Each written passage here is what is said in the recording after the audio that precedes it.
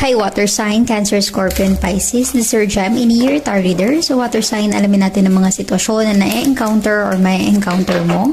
Just a reminder, this is a general reading. So, this may or may not resonate with you, so don't take it personally. This is just a guide. This is also a timeless reading. So, kung mapanood mo ito sa ibang panahon at ibang pagkakataon, possible na nakatadhanang mapanood mo ang reading na ito.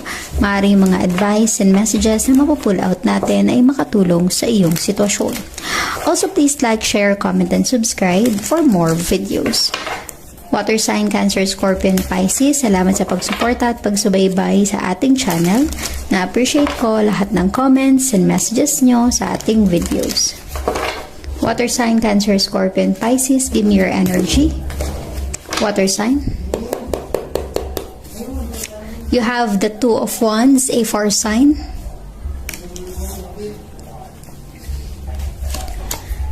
Eight of Cups, a water sign. And Ace of Pentacles, an earth sign. Okay. Water sign, Cancer, Scorpion, Pisces. Maaring ikaw ay involved sa kapwa mo water sign, Cancer, Scorpion, Pisces. A fire sign, Aries, Leo, and Sagittarius. Or an earth sign, Taurus, Virgo, and Capricorn.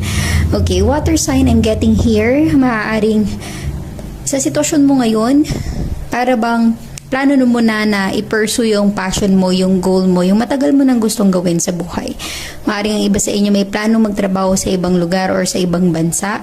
Sa pagkakataong ito, yun na yung priority mo. Okay? Maaaring before you have the Eight of Cups, hindi mo nagagawa yung mga nais mo noon kasi meron ka pang ibang kinukonsider sa buhay mo. Maaaring meron ka pang responsibility na kailangang akuin, kaya hindi mo magawa or masimulan yung talagang kung ano yung nais mo para sa sarili mo. But this time, nafe-feel ko, water sign, Cancer, Scorpion, Pisces, you really want to pursue your passion, your goals in life. You are aiming for something. Ibig sabihin nito, sa pagkakataong ito, water sign, posible na sarili mo naman yung iniisip mo, hindi na yung ibang tao. You have here the Ace of Pentacles. Maaring there's a blessing or opportunity na darating sa buhay mo. Alamin natin yan kung ano ang paparating para sa iyo, water sign. Let us see the Eight of Cups in your energy. Give me the Eight of Cups for water sign, Cancer, Scorpion, Pisces.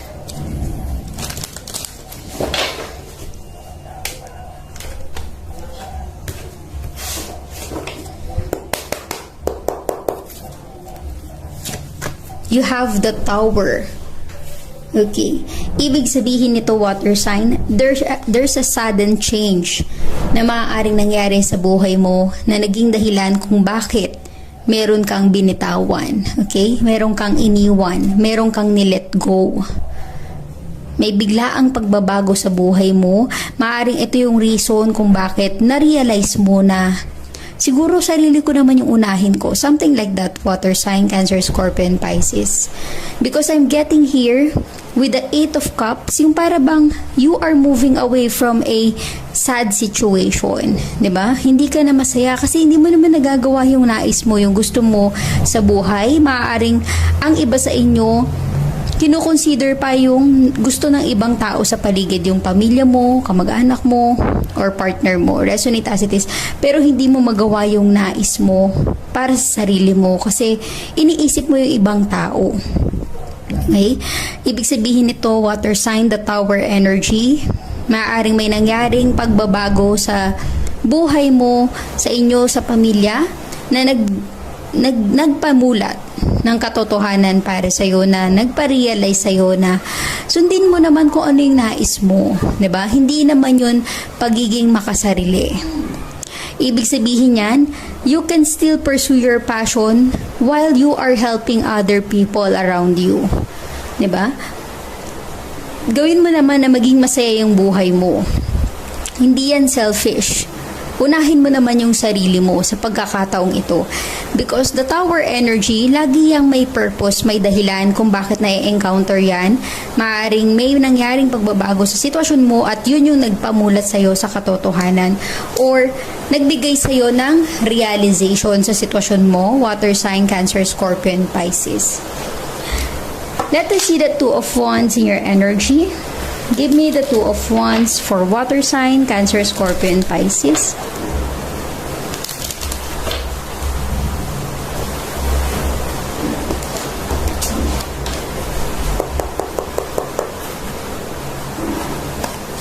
You have the Star. This is a strong Aquarius energy. This is some kind of wish fulfillment, di ba? Katuparan ng mga pangarap mo sa buhay. Nafe-feel ko ang iba sa inyo water sign, pursuing your passion, pursuing your goal. Kung ano man yang sinisimulan mo sa ngayon, maaring matagal mo nang hinihiling yan, pinagdarasal na magkaroon ka ng lakas ng loob at confidence sa sarili na gawin ito, ituloy ito. Yung mga plano mo. Marahil ang iba sa inyo water sign, puro plano lang sa nakaraan. Kasi wala kang pagkakataon na, alam mo yung maging makatotohanan yung mga plano mo sa buhay dahil nga marami ka pang kailangang i-consider. But this time, para bang dun mo na realize na, sige, gawin ko na to, mag-take ng action ka na. Okay? Kumilos ka na bago pa mahuli ang lahat. Ito yung the Star energy, enlightenment, realization na huwag mong sayangin yung pagkakataon kung meron kang chance na gawin yung mga bagay na talagang yun yung gusto mong gawin para na rin sa sarili mo, para maging masaya ka, magkaroon ka ng fulfillment sa sarili mo, gawin mo na, 'di ba? Bago ka pa manghinayang sa bandang huli. Maaring ang iba sa inyo may planong magtrabaho sa ibang bansa. Hindi lang naman ikaw yung nakikinabang dun pati rin naman ang pamilya mo.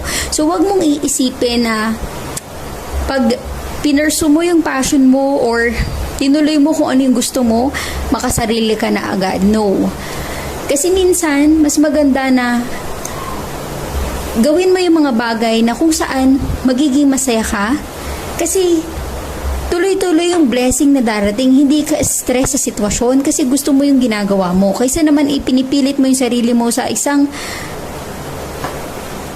setup or situation ng buhay mo pero hindi ka naman masaya, 'di ba? Doon minsan papasok yung mabilis kang mapagod, mabilis kang ma-stress, mabilis kang ma-depress or may kalungkutan sa buhay mo kasi nga hindi yun yung nais mo, hindi yun yung gusto mo at napipilitan ka lang. Let us see the Ace of Pentacles for water sign, Cancer, Scorpio, and Pisces. Give me the Ace of Pentacles for water sign, Cancer, Scorpio, and Pisces.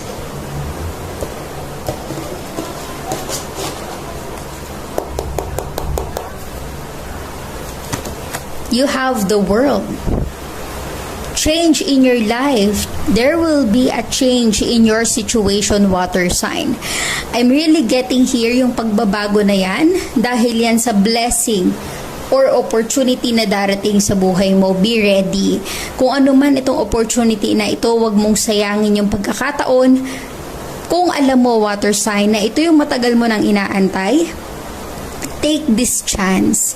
'Di ba? Wag mong hayaan na may humadlang sa'yo na gawin mo yung mga bagay na magpapasaya sa'yo because yun yung magpapabago ng sitwasyon mo. Kasi nafe-feel ko sa energy mo, water sign, hindi ka ganun kasaya kasi hindi mo naman nagagawa yung nais mo hindi ka masaya kasi stuck ka sa sitwasyon na yun ang gusto nila para sa'yo pero kung tutuusin, hindi yun yung nais mo para sa sarili mo.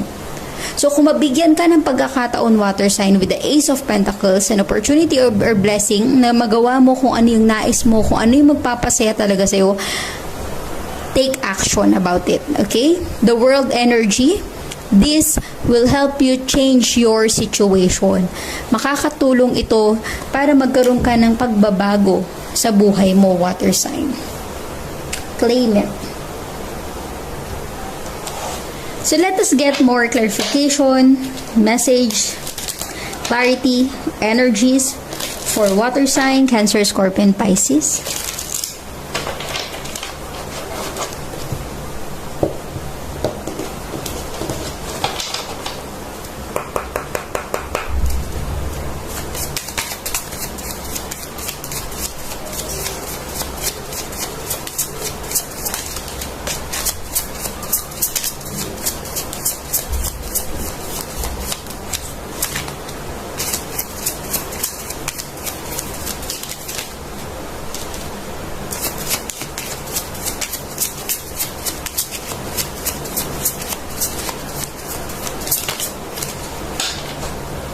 Okay. Let us see your energy, water sign, Cancer, Scorpion, Pisces. You have here, King of Wands, a fire sign. Diba? Be confident sa sarili mo, sa mga desisyon mo sa buhay.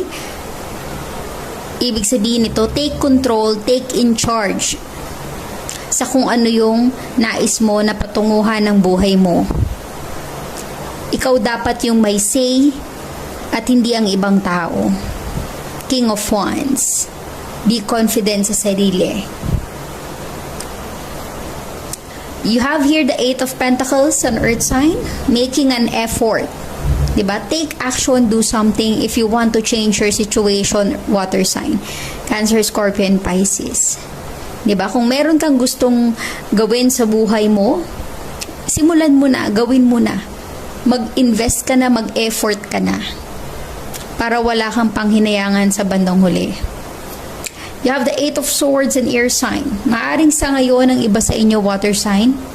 Until now, confused, lito or naguguluhan whether kung itutuloy mo ba yung gusto mo or hindi.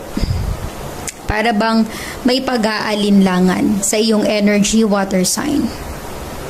Pero kung hahayaan mo na forever na lang ganito ang sitwasyon mo, wala ka talagang mararating. Okay? So you have to do something to change your situation, to change your life. Huwag mong hayaan water sign na ma-stuck ka sa ganitong kagulong sitwasyon na confused, lito, at walang magawa.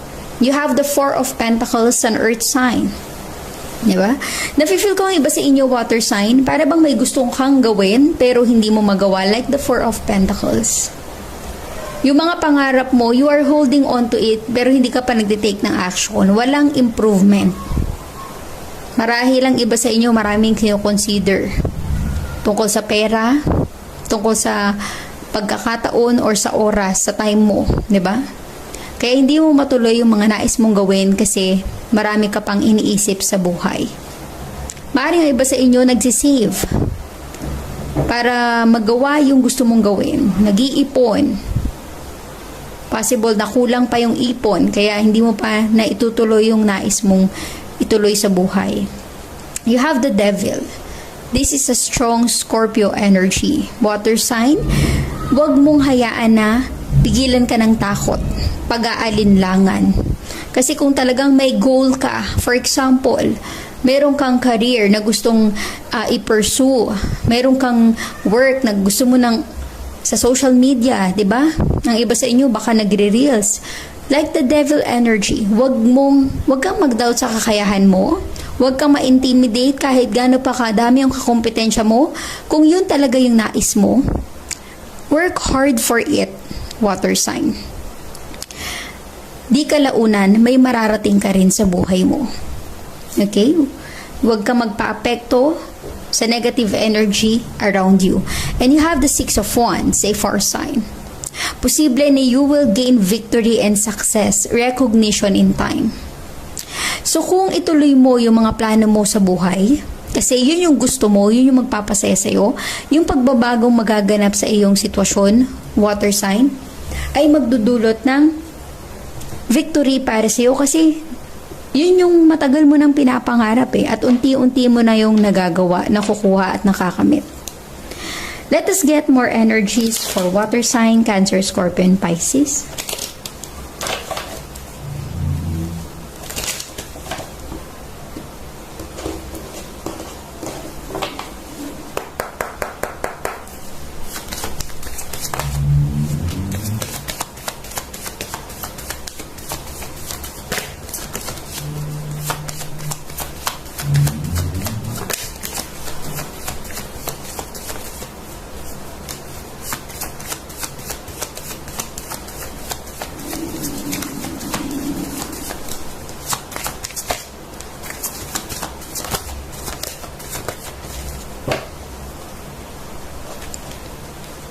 Okay. Water sign you have here, despair. Diba? Huwag mong hayaan na maranasan mo yung ganitong panghihinayang sa buhay. Yung parang nagkaroon ka ng pagkakataon, ng chance, pero hindi mo ginrab yung opportunity. Nang hinayang ka dahil pinalagpas mo yung pagkakataon mo. You have a mature man. Maaaring ang iba sa inyo ay marami nang natututunan sa buhay. Marami ka ng aral na nalaman. Dahil sa marami ka ng pinagdaanan sa buhay, alam mo na yung dapat at hindi mo dapat gawin, di ba? At alam mo yung dapat nagpapakatatag ka na para sa sarili mo, hindi para sa ibang tao. You have the lovers. Maaaring ang iba sa inyo, this is all about your relationship with your person, with your partner. Okay? This is a strong Gemini energy. Commitment. Ang iba sa inyo, posible na ito ay patungkol sa relationship na para bang piliin mo naman kung saan ka ba magiging masaya talaga. Kaysa iisipin mo kung ano yung sasabihin ng ibang tao sa paligid mo. You have your community. Andyan sila para bigyan ka ng guidance, advice, pero wag mong hayaan na kontrolin nila yung buhay mo. Dapat ikaw ang may say sa sitwasyon mo, water sign. You have pathway. There's hope. There's a chance, diba, na may pag-asang makamit mo yung nais mo if you will trust. And expectation. Always remember, expectation will lead to disappointment. Maaaring yung mga tao sa paligid mo, mataas ang expectation sa'yo. Possible din na hindi mo nagagawa yung nais nila kasi nga hindi ka naman dun masaya. So, posibleng nadidisappoint mo sila and that's okay. Okay? Remember, hindi healthy if you have expectation to other people. Hayaan mo silang ma-disappoint. Kasi, ang importante naman dito, water sign, is kung ano ba yung magpapasaya sa'yo. Diba? Kaysa sa sasabihin ng ibang tao sa'yo. Let us get more clarification for water sign, Cancer, Scorpion, Pisces.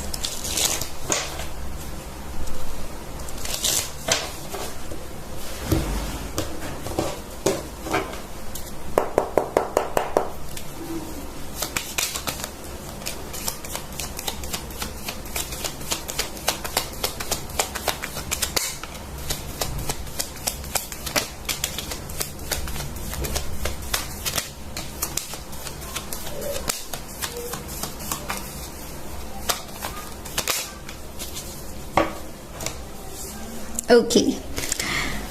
Let us see your energy, water sign, Cancer, Scorpion, Pisces. You have here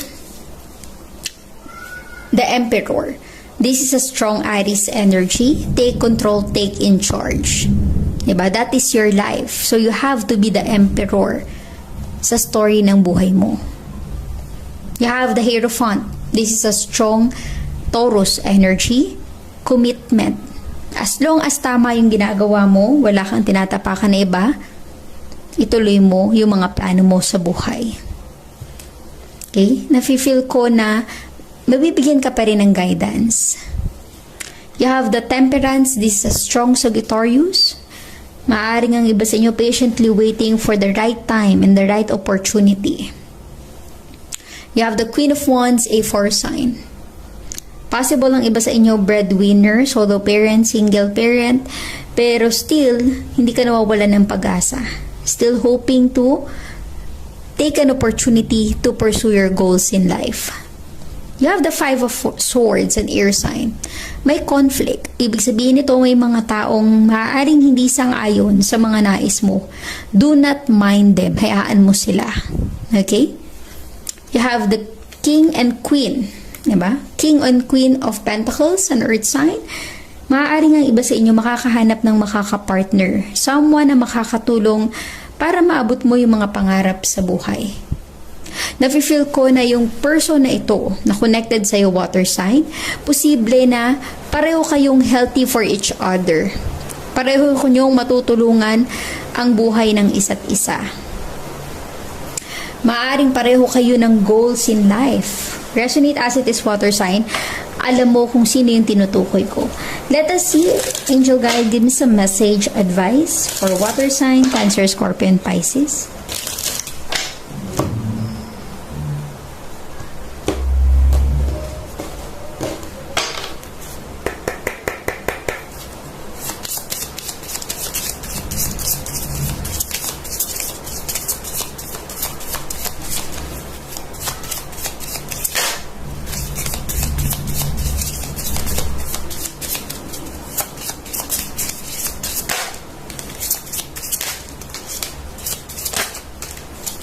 Okay.